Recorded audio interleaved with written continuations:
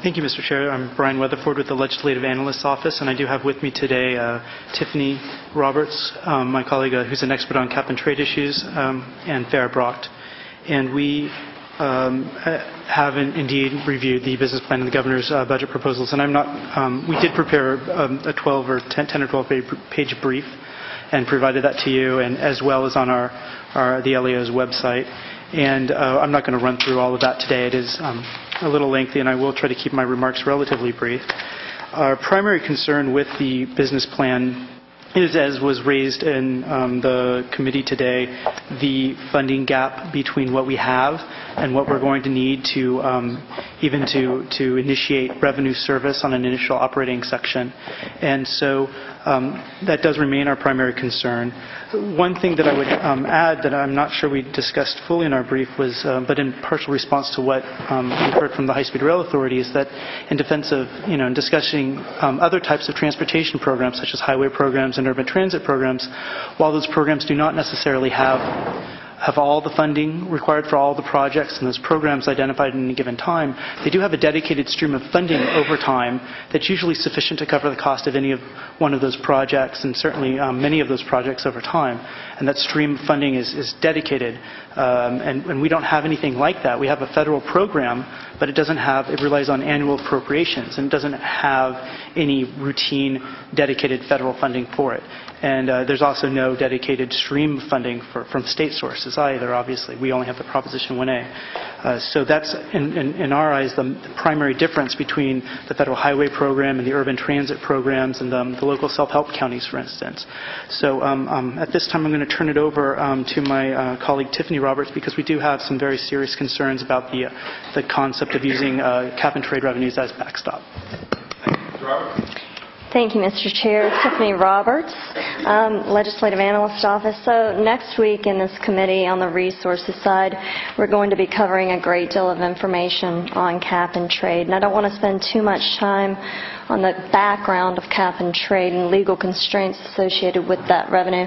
However, I do think it's important that we point out that based on an opinion that we've received from Legislative Counsel, we've noted that cap and trade revenues constitute mitigation fees, and as such, in order for their use to be valid as mitigation fees, cap and trade revenues must be used to mitigate greenhouse gas emissions.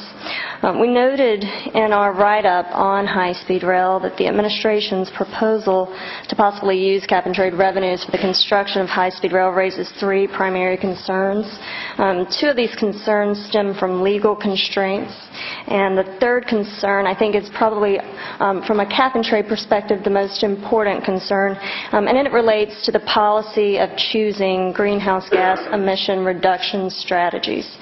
So first, using cap and trade revenues for the construction of high-speed rail would not help achieve the primary goal of AB 32. And as you all know, the primary goal of that law is to reduce greenhouse gas emissions to 1990 levels by 2020.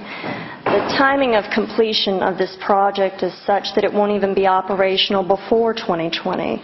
And because of this timing issue, there could be legal risk in using cap and trade revenues for this infrastructure project. We would continue to recommend that the legislature seek Leg Counsel's opinion when considering legal risk. The second issue we've raised is that high-speed rail would be a net emitter of greenhouse gas emissions for many years.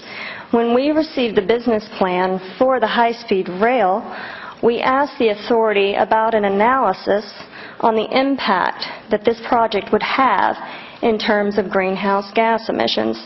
Now, they gave us some numbers in an email, but these are old numbers, and they're associated with outdated assumptions and outdated variables. The analysis is outdated, and therefore it's not germane to today's conversation or this business plan. We've reviewed an independent study that has done rigorous analysis and found that if the project meets its ridership targets and renewable electricity commitments, construction and operation of the system would potentially emit more greenhouse gas emissions than it would reduce for approximately the first 30 years that the system is in operation. I also want to point out that earlier today in the Assembly, the authority testified that it has analysis that shows that there would be a greenhouse gas emission benefit of this business plan. But when I asked them for that analysis after the hearing, they said they had not yet completed that analysis. They also testified that the electrification of Caltrain will help reduce greenhouse gas emissions. We do need to recognize that while some electricity could come from renewable sources, a majority of the electricity will likely be produced in traditional power plants, and as we're all well aware, there are greenhouse gas emissions associated with traditional sources of electricity. Without an analysis that shows what sources will supply the electricity, it's unsubstantiated that any electrification of the system would have a net GHG benefit. If this project is a net emitter of emissions for many years, that raises legal risk. And we're not clear, how then the authority could state that cap-and-trade revenues would be legally constituted, especially if they haven't done the analysis. The third issue we've raised... Yes, I am.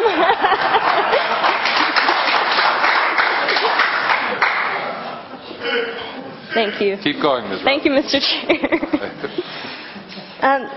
I think probably what's most important to this conversation when it comes to greenhouse gas emissions in the cap-and-trade program is that when you're thinking about how to allocate cap-and-trade auction revenues, you want to be thinking about the return on your investment for those dollars.